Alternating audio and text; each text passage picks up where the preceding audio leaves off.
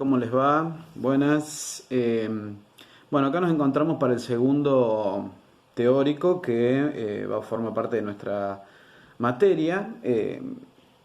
Así en términos muy generales vamos a comentar que, así como ustedes ya vieron en la anterior clase teórica y en el trabajo que ustedes van a realizar, o están realizando, espero, eh, el siglo V marca la desintegración de un tipo de mundo, un tipo de organización europea y la reconstrucción, a veces más lenta, a veces más rápida, de un nuevo mundo. Pero más allá de que eso son procesos diferenciados y lentos, o más lentos y más rápidos, eh, conforme se comienzan a conformar eh, un nuevo sistema de relaciones, un nuevo formato de organización del mundo europeo.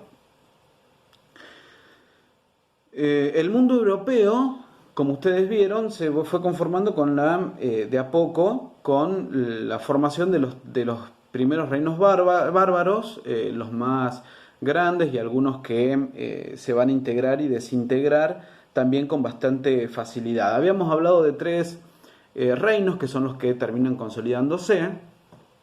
Perdón esto, pero bueno, es parte de este mundo y además ustedes ya son grandes, si no quieren fumar no fumen y no fumen, no sean como yo. Habíamos hablado de tres grandes reinos, ¿sí? Los anglos y sajones que se instalaban en las islas británicas, los francos que desde más o menos Bélgica, los Países Bajos para ser más específicos, se mueven hacia el sur y ocupan la parte central de lo que hoy es Francia, y el reino lombardo que se moviliza al centro italiano. Vamos a ver que ese reino va a ir y venir, y sobre todo con el otro gran imperio que es el imperio bizantino, que es el que ya vamos a abrir una clase específicamente sobre eso. Hay además un cuarto reino que, aunque no tiene mucha trascendencia en este momento, es importante considerar que son los visigodos. Los visigodos se van a mover y se van a instalar en lo que hoy es la península ibérica y van a consolidar ese reino durante algunos siglos hasta que uno de los reyes francos más importantes los va a derrotar. Y acá vamos a cometer una pequeña desprolijidad, que es ver el mapa. Vamos a tratar de que esto sea lo más prolijo posible. Bien, en este caso aquí podemos observar el mapa europeo, ¿sí? Que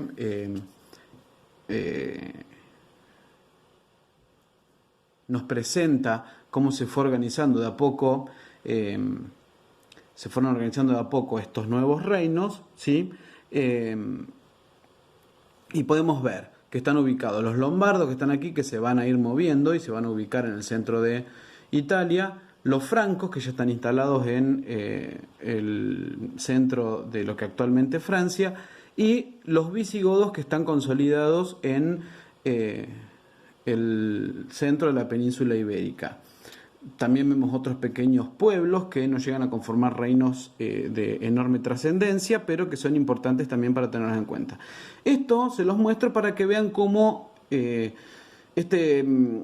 va consolidando territorialmente la Europa de esta primera etapa, pero que son reinos que van a sobrevivir, algunos un poco más, pero este mapa europeo más o menos lo podemos encontrar consolidado entre los siglos V y 8.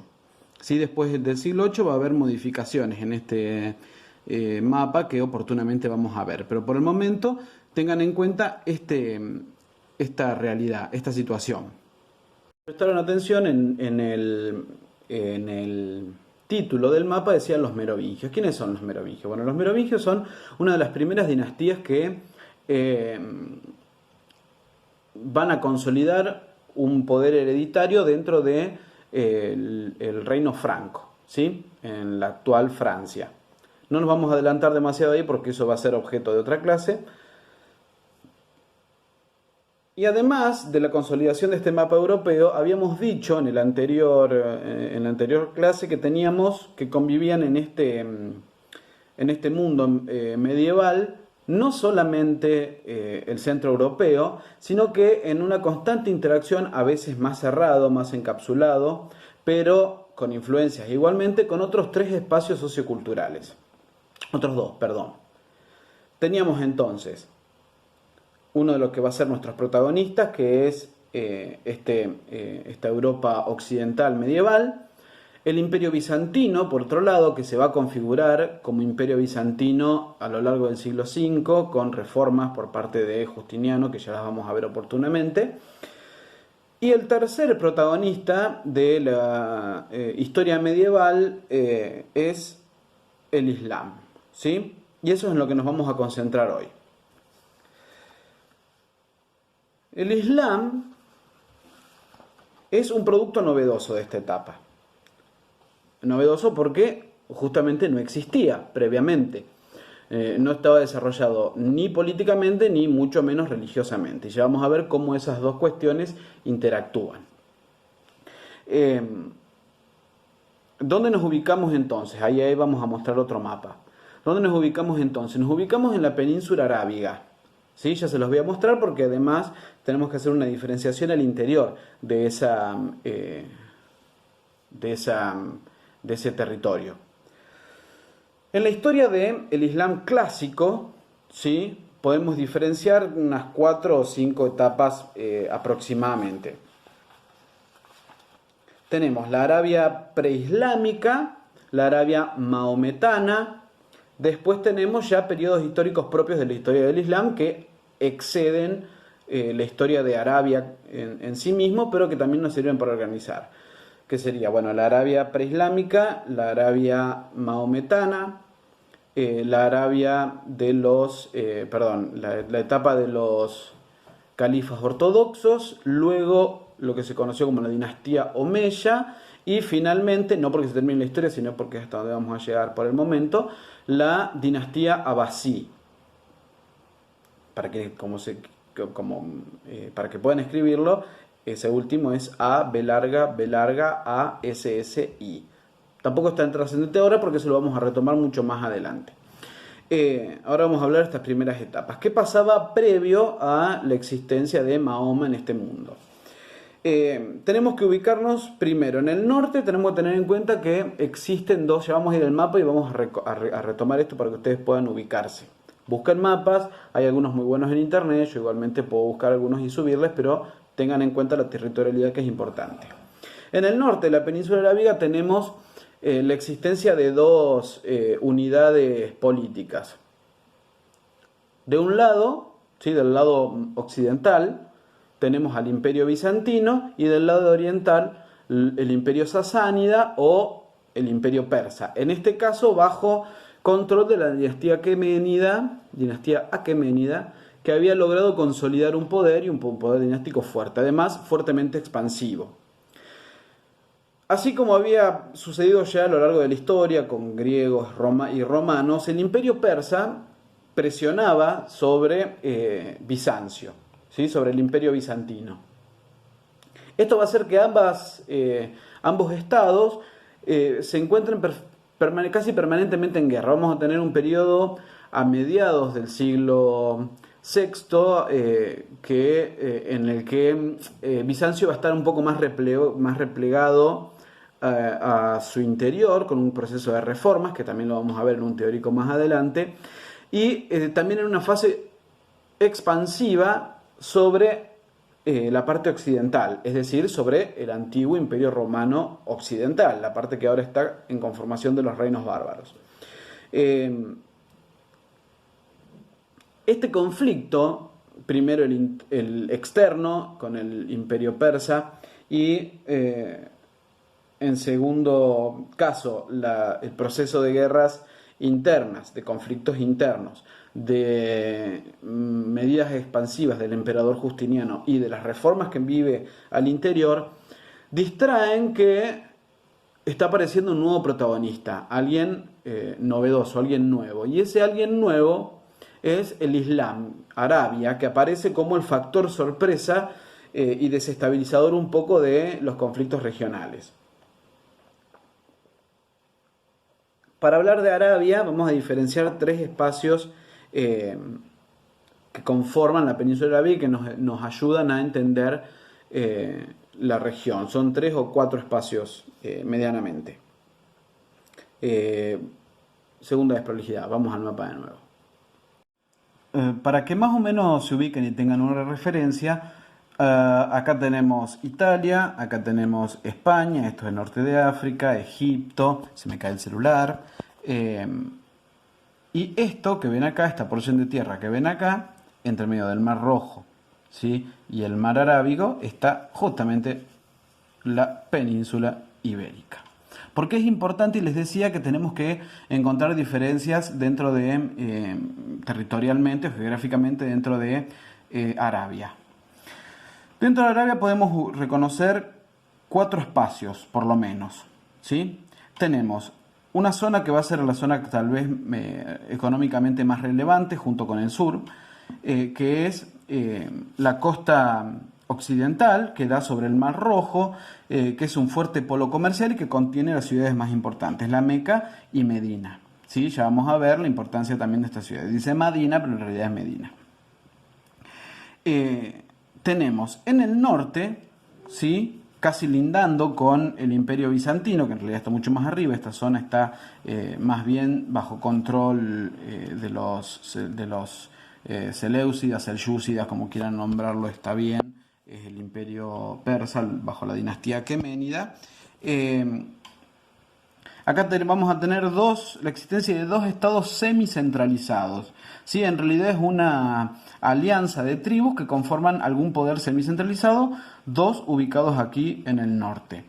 En el sur, ¿sí?, y sobre todo en esta región, tenemos la zona de Yemen, ¿sí? Yemen era un centro comercial también importante que se dedicaba a la producción e intercambio de incienso y mirra, muy requeridos para las ceremonias religiosas, sobre todo en Bizancio, y de a poco vamos a ver que se va a consolidar también con el catolicismo, el cristianismo europeo, que da lugar a algunos reinos muy importantes, como el reino de Suaba, que está ubicado en la capital de Yemen, y un cuarto espacio, que es la gran mayoría de la península arábiga, que es la parte central, ¿sí?, que es eminentemente desértica, pero que va a servir de ruta comercial y de contacto, de conexión entre todos estos espacios, y ya vamos a ver cómo.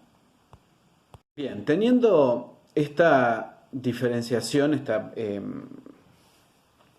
diferenciación geográfica dentro de la realidad de la península arábiga, vamos entonces un poco al proceso que nos marca, primero con patrones culturales y luego con el desarrollo religioso y político, que generalmente en la historia del Islam tienden a ir bastante de la mano. Los pueblos predominantes en la península arábiga son el pueblo beduino. Los beduinos son pueblos nómades que subsistían sobre todo de la cría, el cuidado de cabras, ovejas y camello, que habían sido domesticados en el tercer milenio antes de Cristo y que habían permitido el comercio dentro del desierto. Y tener en cuenta acá que el caballo no era demasiado apto por las condiciones climáticas, y mucho menos carros con rueda. Por eso las caravanas que clásicamente conocemos, con los camellos y esas bolsas en los costados, que sirven para el transporte.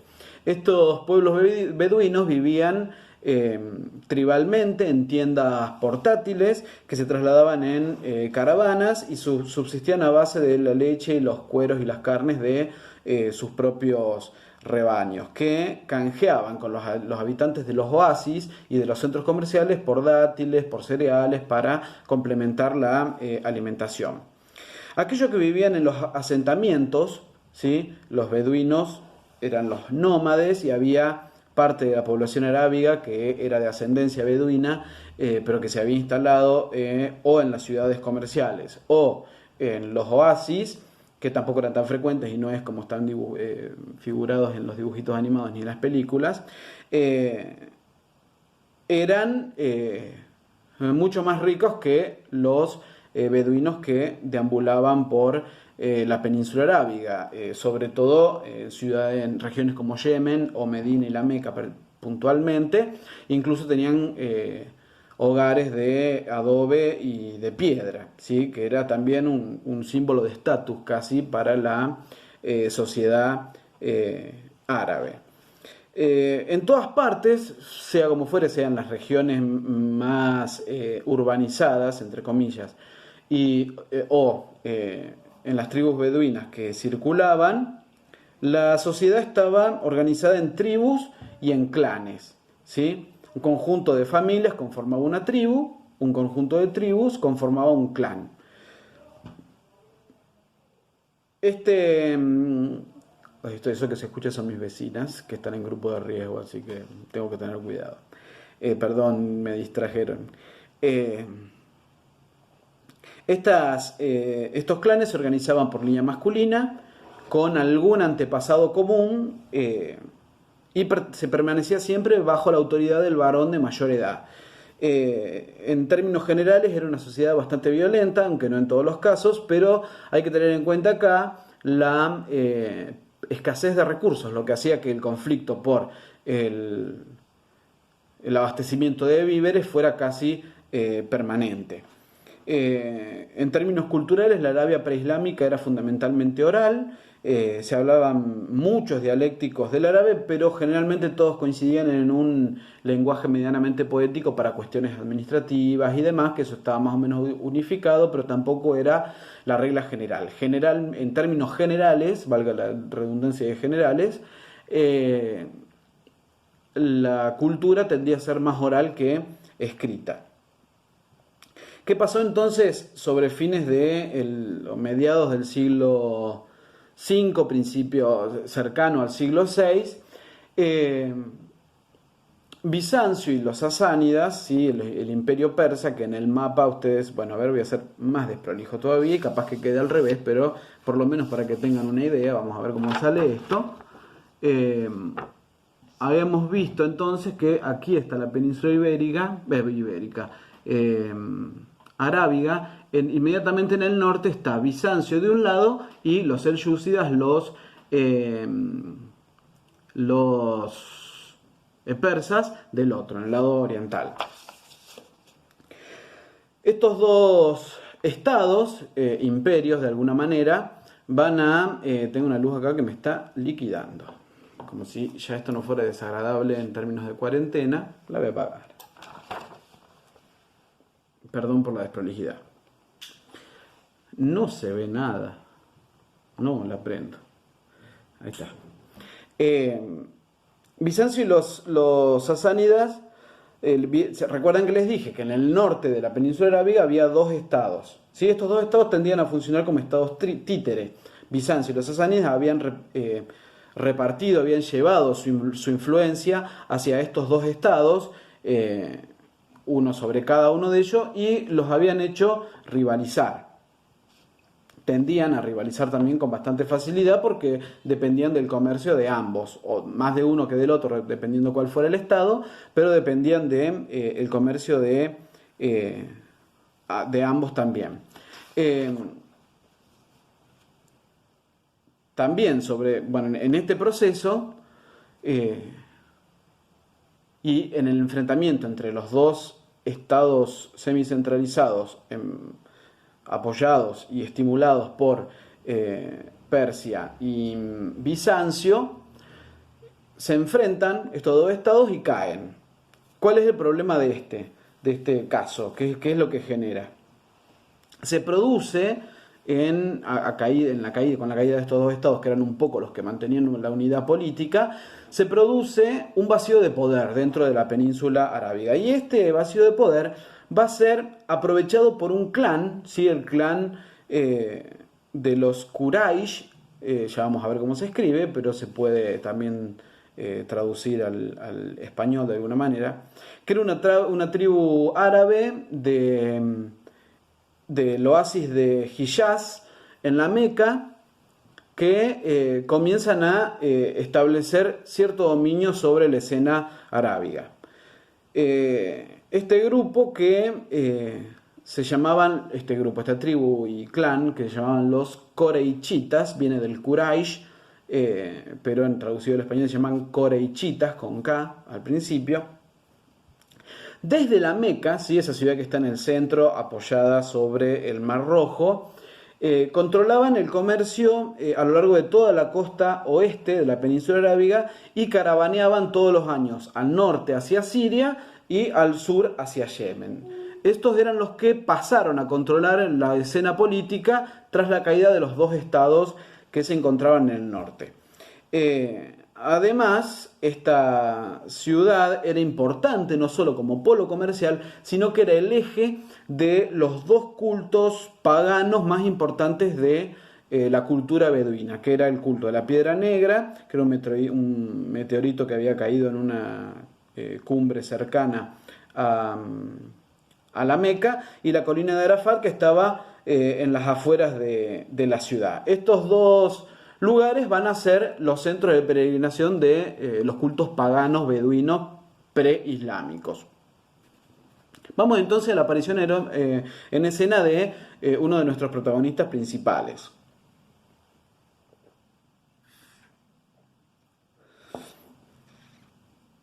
Mahoma nació aproximadamente en el año 570 después de Cristo, entre una tribu que se llamaba Banu, con B larga, Banu-Hashim, H-A-S-H-I-M, Banu Hashim. No es central que se aprendan esto, pero bueno, para que tengan la referencia.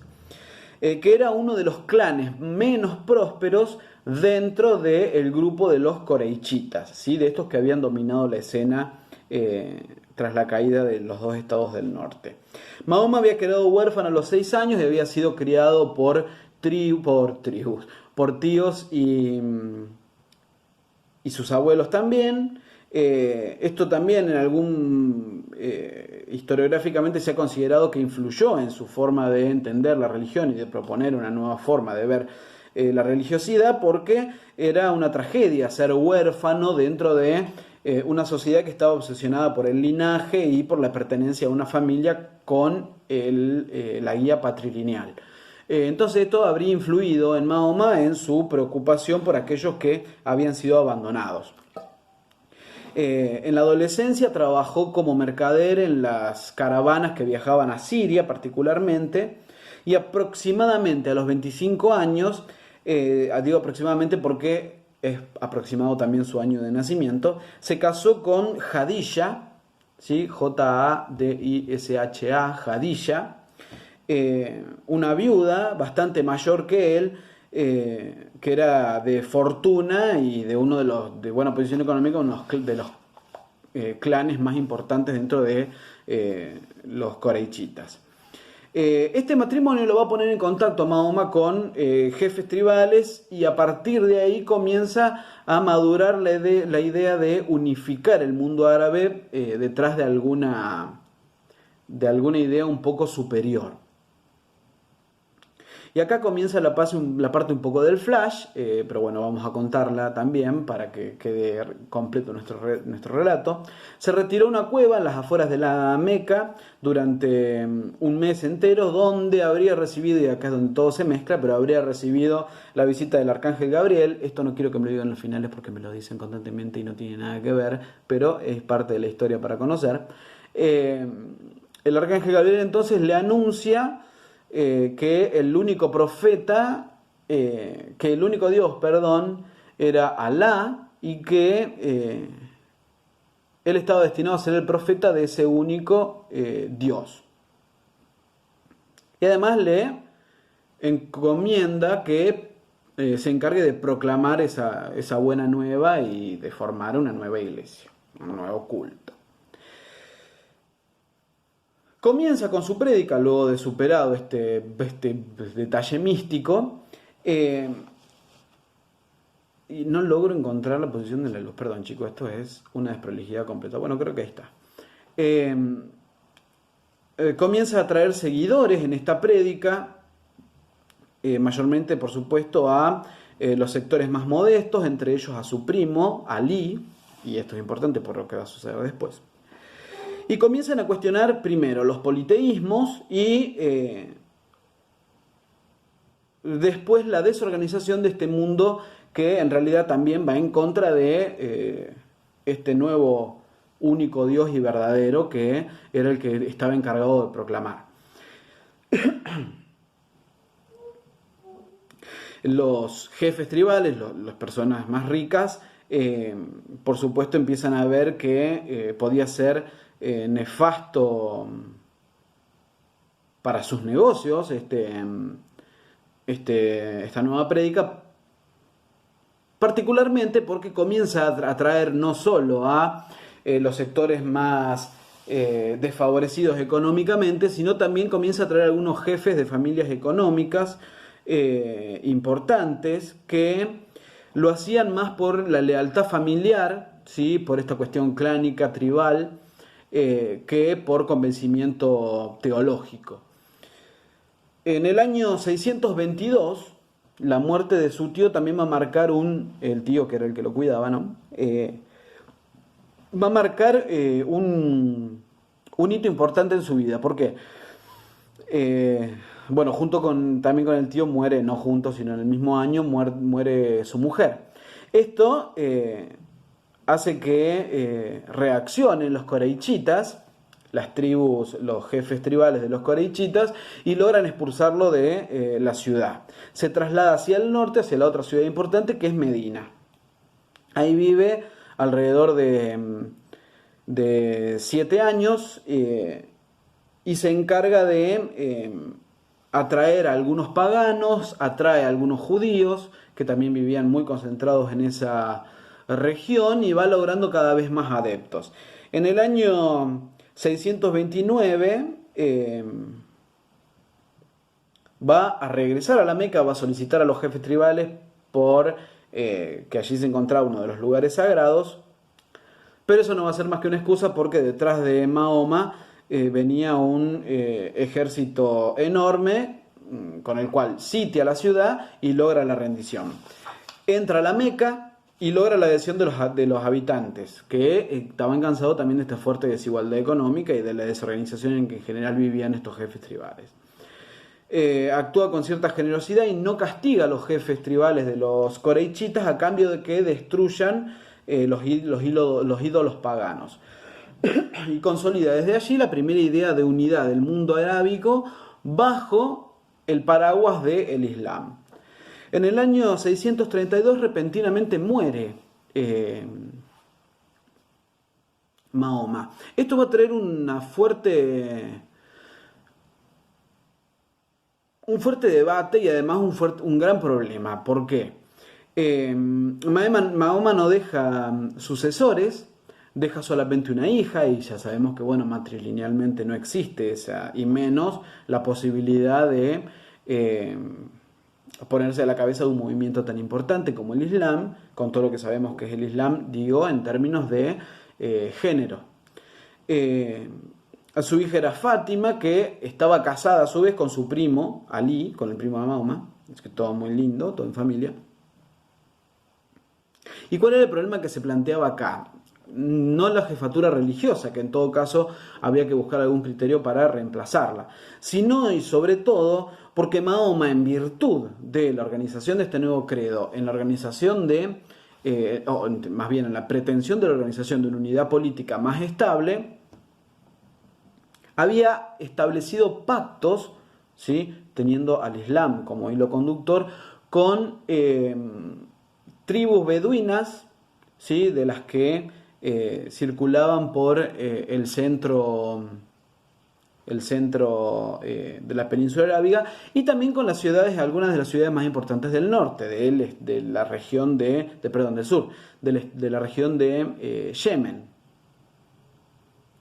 Y la muerte de Mahoma, la ausencia de un sucesor, ponían en riesgo estos pactos y esta idea de unidad, porque los clanes coreichitas que habían sido derrotados podían tomar impulso para volver a restaurar el orden anterior de cosas. Finalmente, uno de los seguidores de Mahoma, compañero estrecho, se llama Abu Bakr, pero no importa el nombre, en todo caso lo van a encontrar escrito cuando les suba los textos, propone la idea de que el Islam es un pacto continuo que va por encima de las figuras, ¿sí? Que va por encima de el nombre del profeta, el nombre del sujeto, y que en todo caso su muerte no solo no rompe con la unidad establecida por el Islam, sino que en todo caso tiene que servir como medida para consolidar esa unidad. El planteo de el Islam como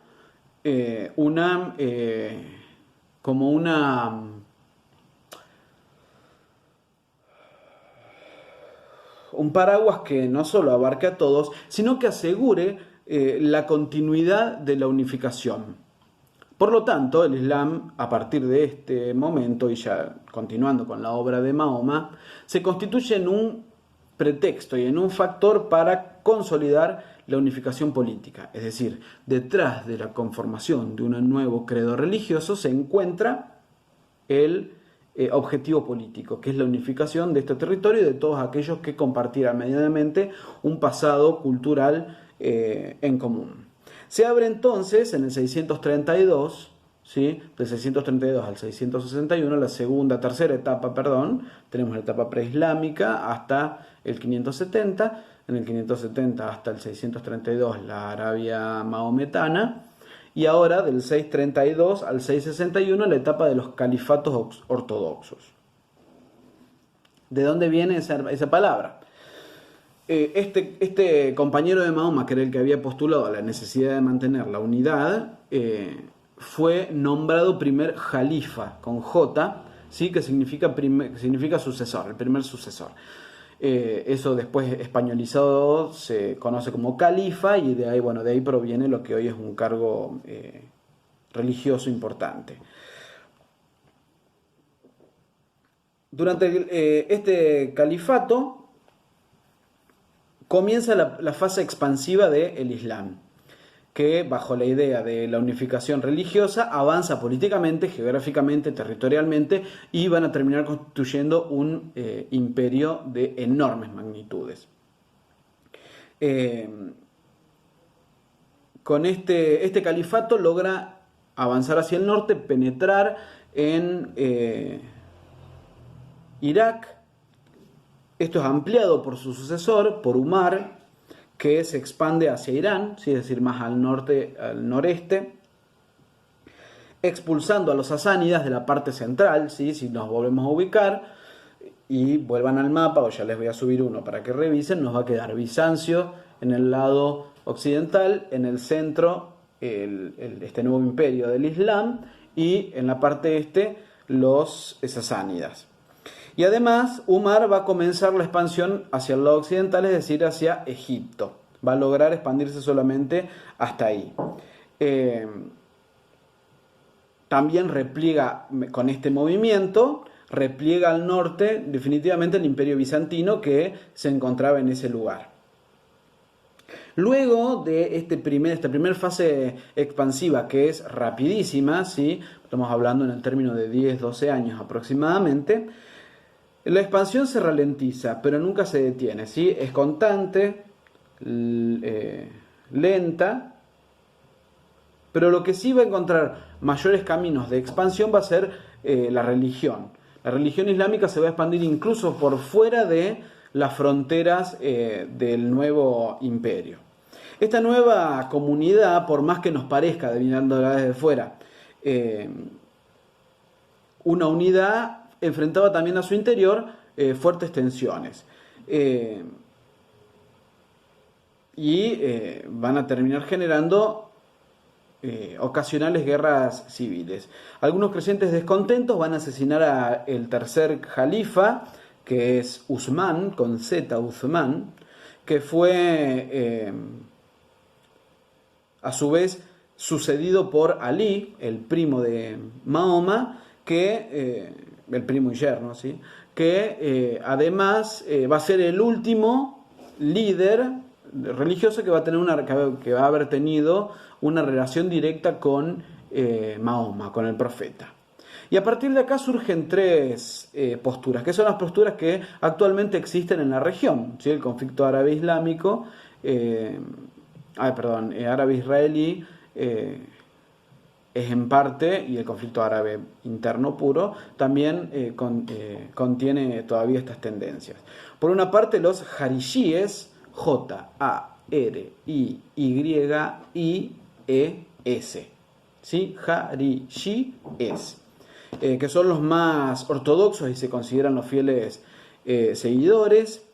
Por otro lado, los chiíes, S-H-I-I-E-S, las dos I latinas, chiíes, tiene el acento en la segunda I, que son los partidarios de Ali, ¿sí? Del Jalifa. Son también más fundamentalistas y sostienen que el califa tenía que ser, además de un líder político, un maestro religioso guiado por un dios, es decir, un imán que es digamos, la máxima categoría religiosa, ¿sí? Lo que sería estoy extrapolando y no tiene nada que ver, pero para tener una comparación, sería como una especie de papa para los católicos, ¿sí? El imán es esa figura. Y una tercera postura que son los suníes, S-U-N-N-I-E-S, suníes, que creían que lo más importante era sostener, mantener y hacer perdurar en el tiempo la comunidad islámica unida, y estaban dispuestos a aceptar a cualquier gobernante que lograra ese objetivo, no importara si fuera más o menos religioso, más o menos santo, más o menos ortodoxo. En ese sentido establecieron una definición. Aceptaban a los califas como los sucesores políticos de Mahoma, más no los herederos espirituales. En el año 661, Ali, el último califa, es asesinado por los jarishíes, por esta tendencia más ortodoxa,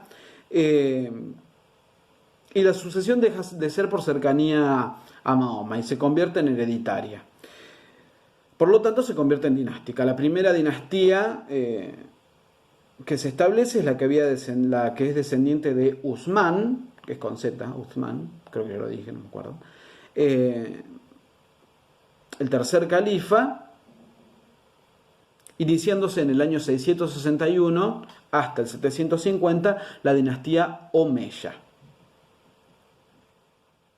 Con los omeyas se da el primer cambio significativo que termina convirtiendo este movimiento que había nacido como religioso en un movimiento político. Un aspecto muy importante de una de las primeras medidas de los omeyas es la traslación de la capital, que se encontraba en la Meca, ¿sí? La ciudad sagrada, hacia el norte, ¿sí? La llevan a Damasco. Ustedes ubíquenla en el mapa sí o sí, para tener esa referencia. Damasco, ¿por qué es importante este cambio? Damasco estaba mejor ubicada, era una ciudad más grande, mucho más moderna que la Meca y que Medina. Estaba cerca de Jerusalén, que era el lugar sagrado, porque allí Mahoma realizó uno de sus viajes místicos al cielo, bueno, que es parte del flash, pero es parte del flash importante que sirve para entender políticamente. Esta es una de las marcas de la politización, digamos, de este movimiento religioso. Porque dejan o pierden importancia, pierden relevancia en términos políticos lo que eran el centro, las ciudades centro, eje de la religión, ¿sí? Porque finalmente Medina y la Meca son las ciudades sagradas, para pasar a contener una capital política, una capital administrativa. Además cambia el tipo de gobierno. Los califas dejan de ser jefes de una unidad tribal, clánica, más clásica de la herencia arábiga, y se convierten en emperadores, ¿sí? En soberanos imperiales. Se va a profesionalizar el ejército, preparándolo para la batalla expansiva. Se constituye un nuevo lenguaje administrativo, la herencia deja de ser meramente oral para transformarse en escrita. Además, este lenguaje administrativo va a tender a centralizarse para la administración del imperio. El árabe, que había sido la lengua anteriormente solamente de la élite, no de los sectores más bajos, se convierte en la lengua administrativa, se crea una nueva moneda unificada en todo el imperio y se realizan mejoras en rutas comerciales y la consolidación de nuevas rutas. ¿Sí? Estos son todos aspectos políticos administrativos que nos muestran que estamos frente a una nueva realidad. Es un fuerte gobierno autocrático, ¿sí? Que, como todo gobierno autocrático, va a generarse una fuerte resistencia.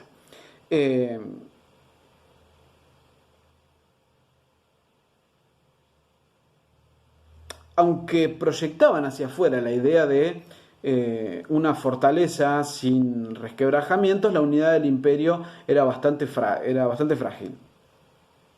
Además que se habían expandido ya no solo sobre la parte egipcia del norte de África, sino también sobre el resto del norte de África. Habían comenzado la penetración, que después se va a consolidar con la etapa que sigue, en la península en la península ibérica, ¿sí? En la actual España.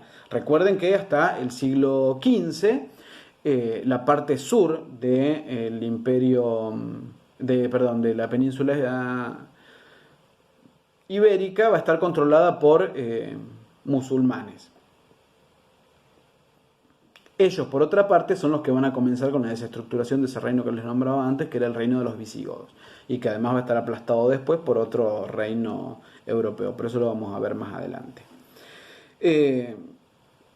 Además de esta cuestión, hay estas fuertes tensiones regionales. Por un lado, Siria, la región de Siria, que se va a ver debilitada fuertemente por el cierre de fronteras con Bizancio, que interrumpió el comercio en esa región.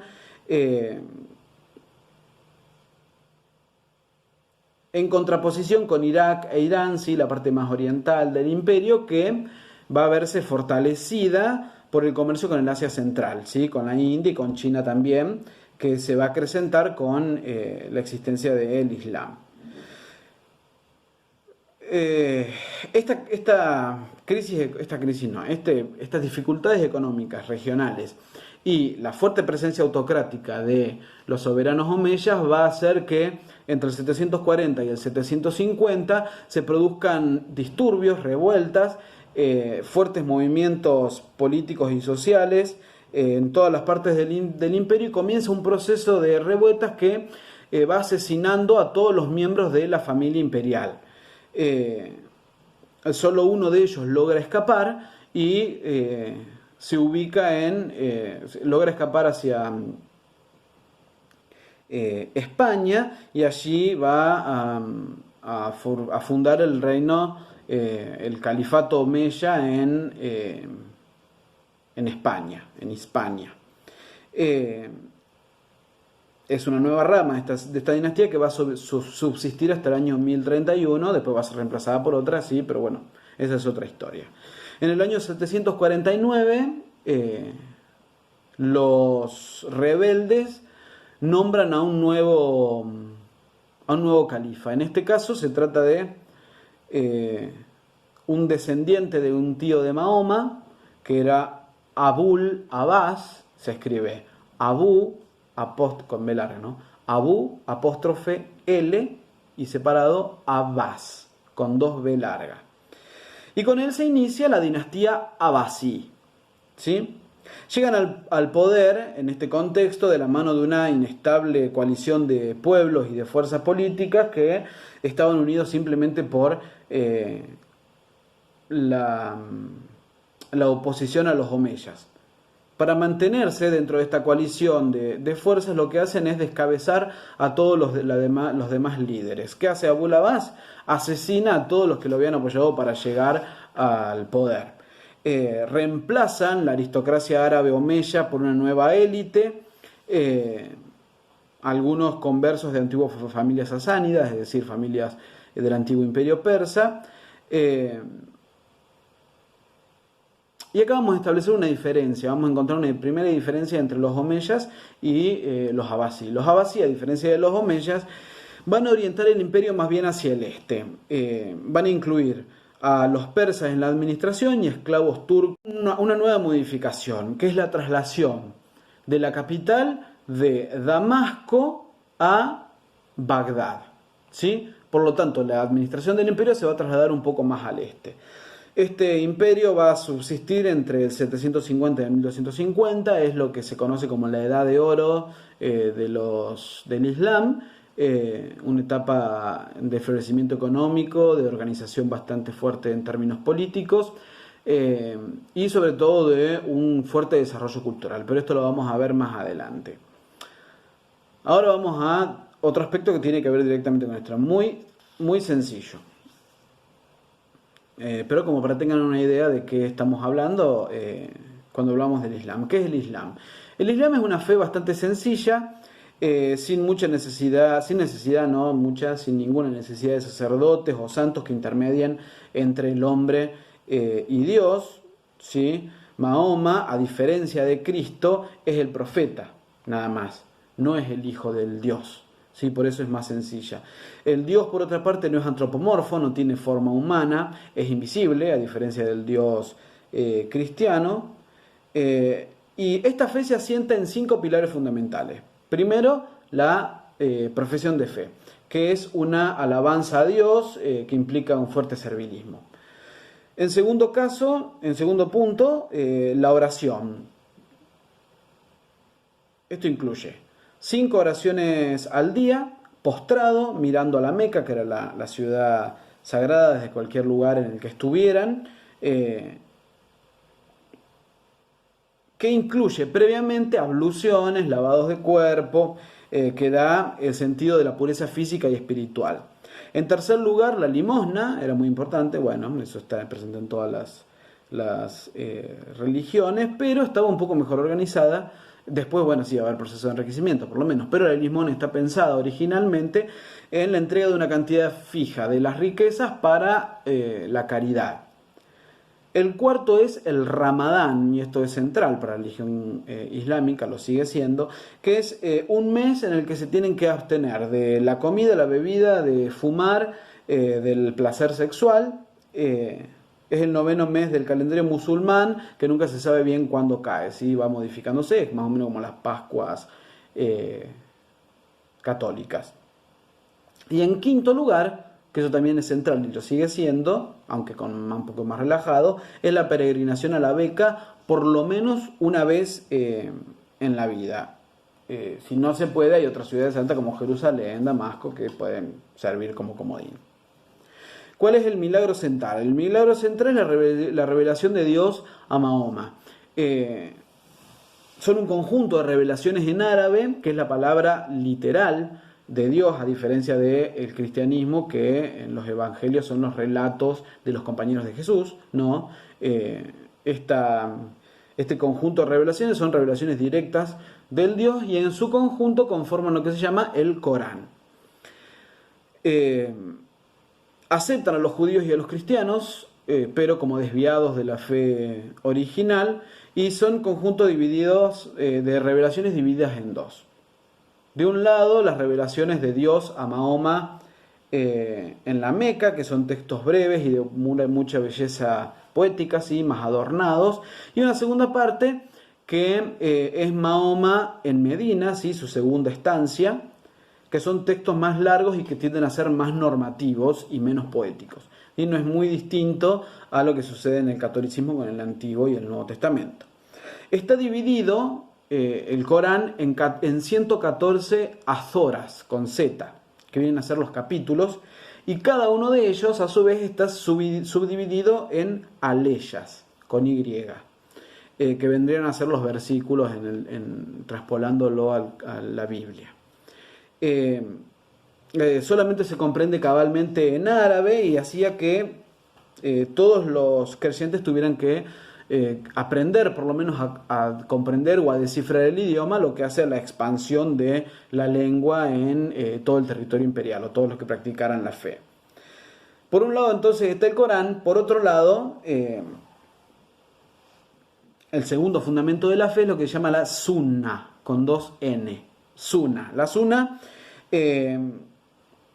es el ejemplo del profeta, relata la vida, los hechos más importantes, que se toman como ejemplo de vida, ¿sí?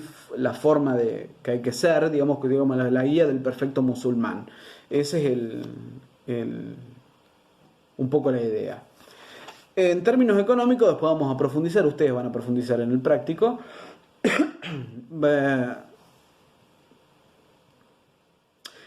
Es una sociedad eminentemente esclavista, ¿sí? En cuanto a su organización, no conoce lo que nosotros conocemos para Europa Occidental como el feudalismo. Va a haber algún atisbo de eso con algunas cuestiones parecidas bastante tardíamente, pero fundamentalmente es una sociedad profundamente comercial, ¿sí? Las condiciones naturales, exceptuando la parte norte, bueno, eso también es relativo, porque a medida que se vaya expandiendo, en algunos casos se va a, digamos, en algunas regiones donde la fertilidad lo permite, va a profundizar la producción agrícola. Sin embargo, lo que quiero decir es que la producción agrícola no es el eje o no es la base de sustentación económica del imperio, de este nuevo espacio sociocultural, sino que lo es el comercio. Es una sociedad fundamentalmente asentada en el comercio. Por eso es su preocupación por mover las capitales hacia el norte, hacia el centro de las conexiones porque Damasco y Bagdad van a estar en el eje de la región de intercambios entre Asia y la parte o entre Oriente, digamos, y Occidente, la parte occidental. También gran parte de su territorio es desértico, van a invertir mucho en obras de irrigación y en obras de caminos, de rutas comerciales para mejorar las regiones que pudieran ser aptas para la agricultura y mejorar los contactos comerciales.